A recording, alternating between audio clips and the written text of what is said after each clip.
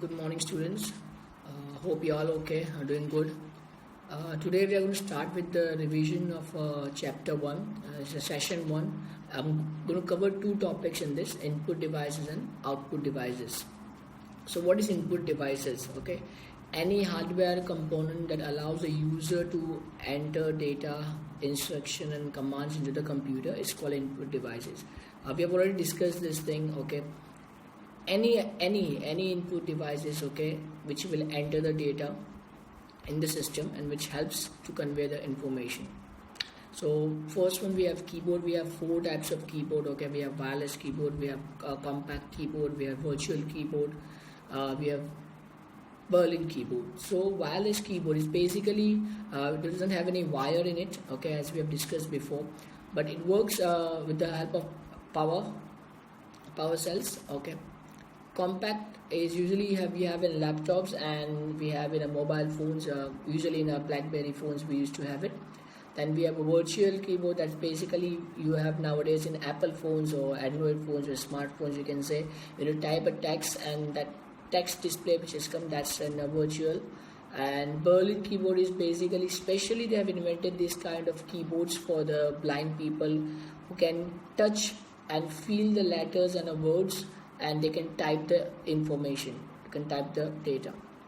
The next one, we have a mouse. It's also one type of pointing device, okay, which you can see a cursor is there, we can see in the monitor screen, okay, which will help as an input device. And we have 5 types of mouse. Okay, first one, we have a mechanical mouse that usually have a rubber ball inside it. That's an earlier mouse which has been invented firstly, and as you move your mouse with the help of your hand, it will rotate your cursor.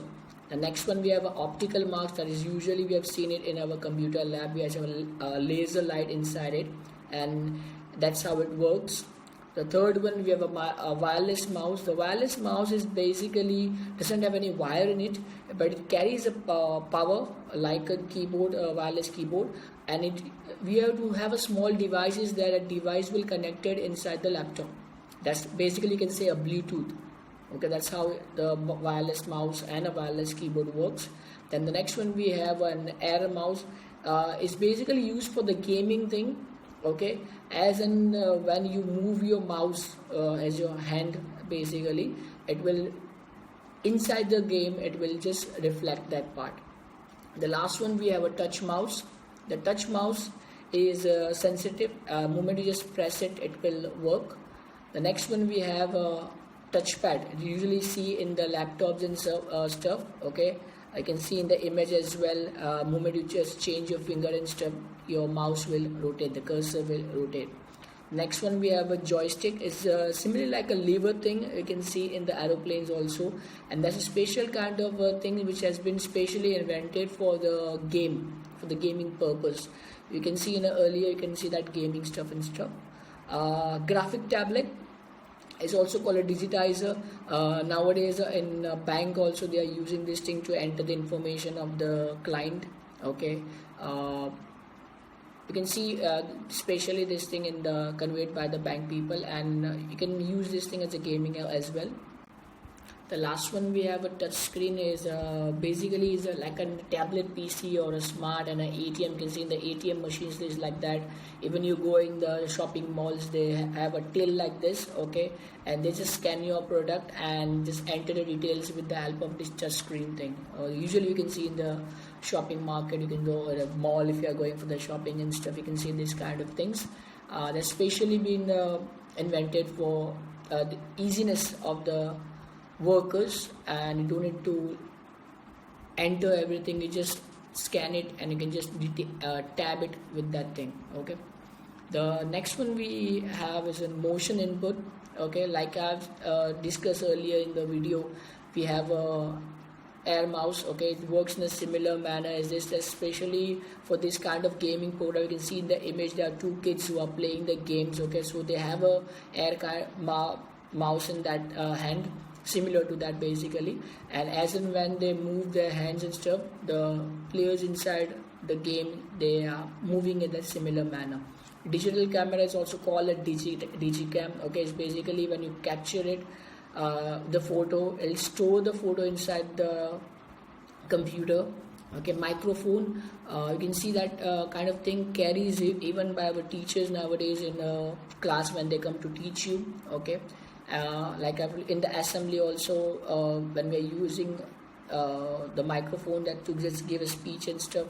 Last time I've told you about that in ma'am office she's using the microphone to give instruction, and with the help of a speaker we can get the information and stuff. The next one, we have a scanner. Scanner is an input device that's to send the images and directly into the computer system. And we have two types of scanner. The first one you can see is a flat bed scanner. That's the first image. And the second one we are seeing is a handheld image. That's the two types of scanner we have. Okay, the first one is like a photocopy machine, as you can see in the image. Okay, it can be an image, it can be a text, or whatever you scan it will directly come in the computer system. And held up is like a scanner. Okay, usually you can see this type of things in the shopping market and stuff. Okay, usually they just scan the barcode. The next one, we have a barcode reader. Okay, the handheld scanner and a barcode scanner is almost similar. It works in the both works in the same manner. Okay, like I've discussed before, in the last thing, that just we have a barcode on the label is there on the products which we buy and stuff. So this handheld can directly scan it, and the data of that particular product will come in the system. That's how it works. The last one, we have MICR reader. It's a special machine, like I've told you last time also, invented by the bank. Okay, to just read the code which is there underneath the check, and moment you just scan that thing with the help of MICR reader machine, it will directly insert the data in the system. Okay. Next one, we have an output device. So what is output device? Any hardware component that convey information to the user. Okay, that is an output device. So we have different types of output device. The first and foremost obviously is a monitor. With the help of keyboard we insert the data in the system. That's an input device, and a monitor basically displays the output. Okay, we can see whatever we have inserted on the monitor screen. That's why it's an output device. It also called a VDU. That's a video display unit, and previously it used to be called as a visual display unit, but now they've changed the name from video display unit. Next one, we have a speaker. You're all aware whatever the music we are playing in our mobile phone, we'll get with the help of the speaker. Like I've given you last time example, whatever the instruction is given by the ma'am, with the help of a microphone, and we can hear all the information in our lab or in our classroom with the help of speaker. So that's why speaker is an output device. Data projector and a smart board. Now these both the things we have seen already in the computer lab as well as we have in our classrooms as well. Okay, both work simultaneously. Okay, whatever the images are there in the projector displays on the smart board. Okay, so whether it's an image, whether it's a file or a program or a video, whatever you just said, it displays with the help of the data projector on the smart board, and smart board displays the thing. Okay, that's how it works. The next one, we have a printer. Now printer is basically a physical output medium. Okay, which comes with the help of paper, and that paper is called a printout. Now it's a physical one, that's why it's called a hard copy, and the same thing which we have in our computer system, that's called a soft copy. Now printer is basically classified into two categories: impact printer and non-impact printer. Impact printer, we have two things, like a laser printer and inkjet printer, and non-impact printers we have only one, that is dot matrix printer. So printers are basically of three types: laser printer, inkjet printer, and dot matrix printer.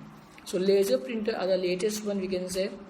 It print text and images both on the paper. Okay, it's the best quality of a printout which you'll get, but it's very expensive. Okay, and the speed of the printer comes in ppm, that is pages per minute. Inkjet printer again is a part of a non-impact printer. It will spray the ink on the page itself. Okay, and it gives you both the things, black and white printout as well as a color printout, and the speed in this one will be LMP, that's lines per minute. And the last one, we have a dot matrix printer. Usually you see these type of printers at the railway stations and in the bank. Okay, it's a very noisy and makes a lot of noise also. That's why people try not to keep this thing in the office and stuff. And the speed of that particular printer, dot matrix printer, is CPS. That's characters per second. It individually print one character. That's why it's make more noisier. Okay, and in compared to the laser one and inkjet one, laser one directly just gives you the printout. Okay, so that's it we have for the revision of a session, chapter 1 session 1 video. If you have any doubt, you can just go to the link which is given over here underneath. So once you click on that given link, I will sort out your query, and if whatever your doubt is there, I'll sort it out. Okay. Thank you all, have a nice day. Good morning, students. We're going to start with our second part of a revision, okay, of a chapter 1. In this video, we're going to discuss the two topics, that is storage devices and processing device. So what is storage device? It basically helps us to store data and information for the future use. Okay, whatever we are creating the file or a folder and stuff, so we save it in the memory. Okay, for the further use. Now we can see the different types of storage device. First is a hard disk drive. Okay, HDD is basically fitted inside the CPU and is a main memory of the computer. Third thing, it has a storage capacity of 500 GB to 8 TB, that's a terabyte. It can be more also. Next one, we have a flash drive. The flash drive is also called a pen drive. It's a tiny piece of plastic, made of a plastic, okay, which is easily carry anywhere with us. We can carry anywhere easily. It is fitted inside the CPU or a laptop, okay, which have a plot in that's called USB Universal Serial Bus, and it has a storage range of 500 MB, 512 MB to 100 GB. The next we have a memory card. Okay, it's a tiny piece of like small tiny card, and which is actually been used nowadays in the digital cameras and stuff. Okay, previously it has been used in the mobile phones and also, but nowadays has been stopped. We are just using this thing in the digital cameras for just boost the memory. We can capture the images in that. It basically saves in that memory card, and you can use that card in the computer also. Optical disc. So we have three types of CDs basically. CD, that's compact disc, DVD, and Blu-ray. CD is a compact disc. Is a obviously you can see in the image, it's a circular disc. Okay, less than a 1.5 inch. The storage capacity and the picture quality is different. All the three things. CD, the storage capacity is 700 MB only. Okay. DVD, the storage capacity is from 4 GB to 7.5 GB. And the picture quality is good compared to the DVD. And the Blu-ray disc, the picture quality is a higher, better quality. Okay, and the storage capacity is from 100 GB. It's minimum 100 GB. You can store it in the Blu-ray disc. So all these three things are different from each other, quality wise and storage wise and stuff. Okay. Next we have the processing device. Okay, so what is processing device? Basically CPU, that's a central processing unit, is a main it's like a brain of a computer. Okay, it calculate and process the data and give us an information. Being a user, we get the information through it. Okay, and CPU is divided into three categories, that is ALU, CU, and MU. Okay, so firstly we are going to see how it works actually. Okay, as you can see in the two different images I have given to you, the first image is just says input, CPU is there, and output. So with the help of input devices, we insert the data, the computer CPU processes and gives us the output. Okay, the user is there, we use the raw data input with the input device, goes in the output device, and we'll get the information at the end. So that's the whole process, that how it works. Okay, so next we have ALU, so it's arithmetic logic unit. So it's divided into three parts: arithmetic operation, comparison operation, and logical operation. So arithmetic operation is just a basic calculation: addition, subtraction, multiple, and division.